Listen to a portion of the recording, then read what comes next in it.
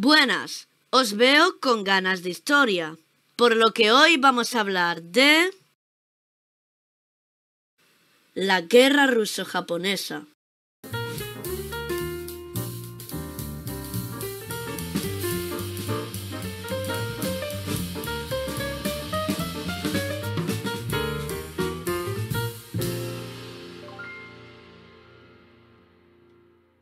Antes de hablar del conflicto, repasemos los antecedentes. Durante los últimos siglos, Rusia había experimentado una gran expansión territorial. Primero, conquistó Siberia, una tierra helada e inhóspita, pero que le fue muy útil al país debido a que, además de ser una región con muchos recursos naturales, como pieles o minerales, esta poseía una salida al Océano Pacífico, que le fue de vital importancia para acceder al comercio con Oriente.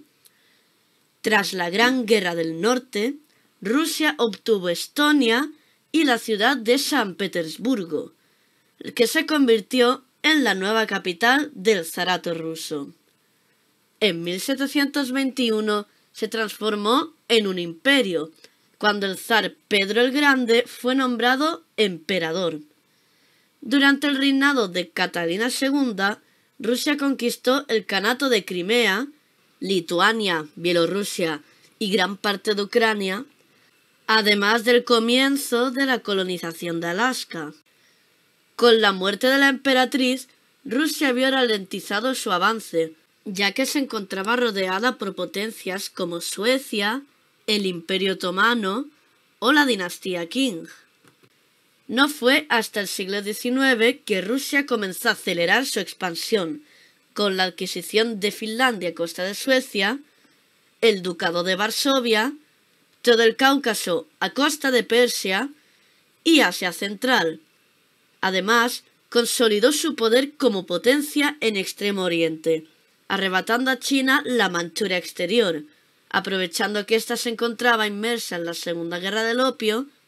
con dos de los tantos tratados desiguales que la dinastía Qing tuvo que firmar en el siglo XIX, el Daigún y el de Pekín. Además, Rusia comenzó a establecer relaciones diplomáticas con Japón, mediante el Tratado de Shimoda en 1855, en el que el shogunato Tokugawa debía de abrir los puertos de Shimoda, Hakodate y Nagasaki a la entrada de barcos rusos, en el que se delimitaban las Islas Kuriles y se establecía la isla de Sajalín como un lugar en el que podrían habitar tanto japoneses como rusos. También firmaron el Tratado de San Petersburgo, en el que Rusia adquirió toda la isla de Sajalín a cambio de cederle a Japón las Islas Kuriles. Hablando del archipiélago nipón, este estaba gobernado por el shogunato Tokugawa, un gobierno comandado por un shogun, es decir, donde el emperador quedaba en segundo plano. Este gobierno autoritario promovía el aislamiento comercial y social del resto del mundo, que terminó con la llegada de buques estadounidenses a la bahía de Tokio, para exigir la apertura comercial nipona, que se dio a través del Tratado de Kanagawa, en 1854. El shogunato termina con la insurrección de múltiples daimyo, que tuvo como consecuencia la renuncia al poder del shogun Tokugawa Yoshinobu y la restauración del poder imperial con el emperador Meiji en 1868. Así, dio comienzo un periodo conocido como la Restauración Meiji, en el que se buscaba modernizar e industrializar al país con la abolición del feudalismo, una definitiva apertura comercial, una reorganización política, además de reformas en el ejército y la armada. También, la acelerada industrialización tuvo como resultado una rápida urbanización, ya que en las ciudades comenzaron a haber más puestos de trabajo con la construcción de fábricas o ferrocarriles. Asimismo, Japón rápidamente se convirtió en una potencia imperialista, con la adquisición de las islas Bonin, Ryukyu y las antes mencionadas Kuriles, además de la integración de la isla de Hokkaido como parte del territorio japonés. Pero la cosa no queda aquí, porque con la Primera Guerra Sino-Japonesa, Japón anexionó Formosa, la isla de los pescadores, la península de Liaodong, donde se encuentra el puerto estratégico de Port Arthur, y consiguió la tan ansiada influencia sobre Corea, que antes era inducida por China. Pero la presencia japonesa en Liaodong preocupó a Francia, Alemania y sobre todo a Rusia. Por ello, en la Triple Intervención exigieron la retirada nipona de la península, viéndose el país del sol naciente obligado a aceptar la exigencia. Y si os preguntáis si Japón tuvo que dejar el lugar, ¿quién terminó por quedárselo? Si pensabais que era China, os equivocáis. Fue la Rusia gobernada por Nicolás II, que el 16 de diciembre de 1897 ocupó Port Arthur al gigante asiático, un puerto estratégico de aguas cálidas, con el pretexto de impedir la invasión británica hacia la ciudad, quienes en realidad no tenían ningún interés en ella. En marzo del año siguiente, los rusos consiguieron el permiso de China para que ésta les arrendase Port Arthur y la península de Liaodong durante 25 años, y el consentimiento para construir una rama del Transiberiano, un ferrocarril que se comenzó a construir en 1891 que conectaría Moscú con Vladivostok, para que pasase por Manchuria. Hablando de la región, en 1889, con una dinastía Qing muy debilitada debido al abuso de las potencias europeas y Japón, estalló la rebelión de los Bóxers. En esta intervino la Liga de las Ocho Naciones, compuesta por Alemania, Austria-Hungría, el Imperio Británico, Estados Unidos, Francia, Italia y Japón, sin olvidarnos de Rusia, que aprovechó el momento para ocupar toda Manchuria, en un principio solo durante la guerra, pero después de que ésta terminase, la ocupación no cesó. Toda esta expansión preocupó a Japón, ya que se temía un posible ataque ruso sobre Corea, en la que el imperio de los zares estaba comenzando a influir políticamente, o incluso sobre el propio archipiélago japonés, quienes exigían la retirada rusa de la Manchuria ocupada. Así que Japón, aprovechando que el Imperio Británico también estaba cansado del constante expansionismo ruso que amenazaba su influencia en China e India, firmó una alianza con este en 1902. Debido a la creciente tensión con Rusia, Japón ya se estaba preparando para la guerra, una que debía de ser rápida porque, si llegaban refuerzos rusos desde Europa a través del Transiberiano, Japón se hubiese visto muy superado en número de soldados. Los japoneses poseían un ejército mayor al ruso estacionado en Manchuria, 130.000 soldados rusos contra 283.000 japoneses. El ejército ruso estaba liderado por Alexei Kuropatkin, que fue nombrado jefe de las fuerzas rusas en Manchuria por el zar el 7 de febrero de 1904, pero el ejército japonés estaba mejor adiestrado y modernizado, además de que Japón poseía una armada mucho más moderna que la rusa, que se encontraba mal organizada y dispersa a lo largo de numerosos territorios. Y aunque Japón intentó negociar con Rusia, ofreciéndole reconocer su control sobre Manchuria a cambio de que ésta reconozca la influencia nipona en Corea, estas negociaciones fueron infructuosas. El 5 de febrero se rompen las relaciones diplomáticas y finalmente, el 8 de febrero de 1904, comenzó la guerra ruso-japonesa, con la batalla naval de Port Arthur, en la que la flota nipona, comandada por el almirante Togo, consiguió una leve victoria que dañó de forma mínima a algunos buques rusos y con la que consiguió realizar un bloqueo naval sobre el puerto, aislando así gran parte de la flota rusa en el Mar Amarillo. Al día siguiente se dio la batalla de Chemulpo, en la que una flota nipona derribó a 2 buques enemigos y consiguió desembarcar tropas en el puerto coreano. El ejército japonés avanzó sobre Corea y llegó hasta el río Yalu, que delimita la frontera entre esta y China, donde las fuerzas de Kuropatkin fueron derrotadas por el ejército japonés comandado por el general Kuroki en la batalla del río Yalu, que fue la primera batalla terrestre de la guerra y que marcó el inicio del avance japonés sobre Manchuria. Kuropatkin buscaba retrasar el progreso nipón mientras el ejército ruso retrocedía hasta la llegada de refuerzos europeos gracias al Transiberiano. Posteriormente, los japoneses ganaron la batalla de Nanshan, ocurrida entre el 24 y el 26 de mayo, que consolidó el avance japonés en la región, a costa de muchas más bajas que su adversario, consiguiendo aislar Port Arthur de Mukden, la capital de la Manchuria ocupada por Rusia. Después de la derrota, el zar ordenó a Kuropatkin lanzar una contraofensiva para recuperar las comunicaciones con Port Arthur.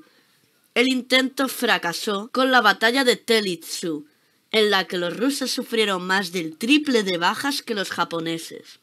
En el escenario naval, la flota rusa atrapada en Port Arthur, ciudad asediada por Japón desde el 1 de agosto, buscaba unirse a la de Vladivostok, pero fue interceptada por la nipona liderada por Togo el 10 de agosto en la llamada Batalla del Mar Amarillo, que resultó en una nueva victoria japonesa, en la que los barcos rusos restantes tuvieron que regresar a Port Arthur. El 14 del mismo mes, Japón se hizo nuevamente con la victoria en la batalla de Ulsan, en el mar de Japón, en la que infligieron graves daños a la flota rusa de Vladivostok. A continuación, los japoneses se dirigieron hacia la vía ferroviaria de Liaoyang, ciudad donde ocurrió uno de los enfrentamientos más importantes de la guerra. La batalla de Liaoyang, ocurrida entre el 25 de agosto y el 4 de septiembre, supuso una decisiva victoria de las tropas niponas, agotadas por el combate, pese a la superioridad numérica de las tropas de Kuropatkin, que se retiraron velozmente hacia Mukden. Entre el 5 y el 17 de octubre, Kuropatkin lanzó una contraofensiva con la batalla del río Shajo, que acabó con un resultado indeciso. El 15 del mismo mes, zarpa la flota rusa del Báltico en dirección a Japón, pero ya cuando ésta se encontraba en el Mar del Norte, ocurrió el llamado incidente del Banco Dodger, en el que los rusos confundieron a un barco pesquero británico con uno japonés y lo derribaron. El Imperio Británico, cuando se enteró, llevó el caso a la Comisión Internacional de Investigación en La Haya y cerró el paso a los rusos por el Canal de Suez, quienes tuvieron que rodear toda África atravesando el Cabo de Hornos. Pero volviendo a Manchuria, el 2 de enero de 1905 concluye el sangriento asedio de Port Arthur, con la capitulación de la ciudad ante los japoneses, y entre el 25 y 29 del mismo mes se da la batalla de Sandepu, donde Japón estuvo a punto de perder ante la contraofensiva rusa, pero el ejército nipón consiguió vencer y realizar, ya sin reservas, una contraofensiva con dirección a Mukden. Además, en Rusia comenzó la revolución de 1905 el 22 de enero, con el llamado Domingo Sangriento, en la que se produjeron revueltas pacíficas contra la monarquía absoluta del zar, que fueron reprimidas cruelmente por el ejército, y en la que se produjo una grave inestabilidad política debido a la ineptitud del Nicolás II, la escasez de alimentos, la desigualdad social y económica. En Oriente, la capital manchú fue atacada en la batalla de Mukden, que comenzó el 20 de febrero, pero no finalizó hasta el 10 de marzo. En esta se decidiría quién ganaría la guerra terrestre. Ambos países contaban aproximadamente con 270.000 soldados cada uno para la batalla, pero la mala coordinación de las fuerzas rusas provocó la decisiva victoria japonesa, logrando así que el Imperio del Sol Naciente ganara el frente terrestre ante Rusia.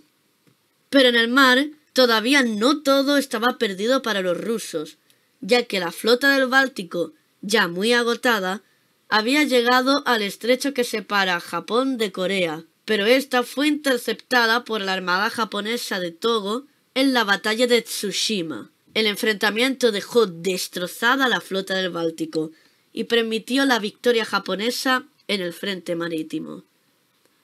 La última campaña terrestre fue la conocida como Operación Karafuto, entre el 7 y el 31 de julio, donde Japón ocupó la isla de Sajalín. Después de estas derrotas rusas y debido a la revolución de 1905, Rusia comenzó a buscar la paz con Japón. Finalmente, el presidente estadounidense Theodore Roosevelt se ofreció como mediador para lograr la paz entre ambos países, que se dio gracias al Tratado de Portsmouth, el 5 de septiembre de 1905, en el que Rusia reconoció la influencia nipona en la península coreana, cedió Liaodong, el ferrocarril del sur de Manchuria y la mitad sur de la isla de Sajalín a Japón, que no recibiría ningún tipo de indemnización de guerra por parte de Rusia, y le devolvió Manchuria a China. La guerra provocó una gran expectación en las potencias europeas, quienes no podían creer que un país europeo pudiese perder contra un asiático. Por esto, a la guerra también se le conoció como el fin del mito del hombre blanco,